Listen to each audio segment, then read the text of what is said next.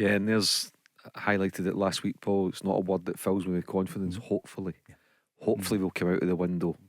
Hopefully we'll, Paul, I had an interesting conversation with a cousin of mine who's a Celtic season ticket holder, and just asking his opinion as somebody who puts his money into Celtic, what his thoughts are so far in terms of the transfer activity or lack of it.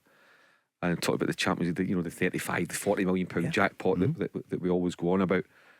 And it's funny enough, his take on it was, well, I don't want to get into the Champions League because the 35, 40 million pound jackpot, what's it for?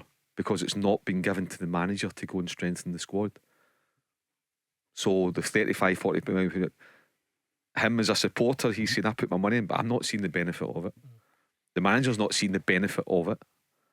So because the money that they've spent before has been money generated by sales of players, Matt O'Reilly, Jota the year before. He said, and then at the moment, unless you've gone by real quality and allowed the manager to go and do what he wants, within reason, then you're on the verge of getting into the Champions League.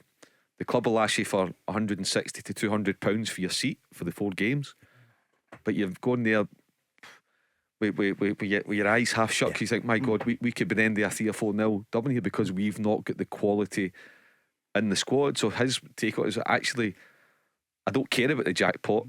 I'd rather be in Europa League where you actually maybe stand a better chance of getting 1 or 2 results, because I don't want to be having 8 games in the Champions League and getting 4 or 5 points. Is the money? And you get that, and I get that, because you look at Celtic the last 2 years, and even under Ange, a lot of heavy defeats in the Champions League.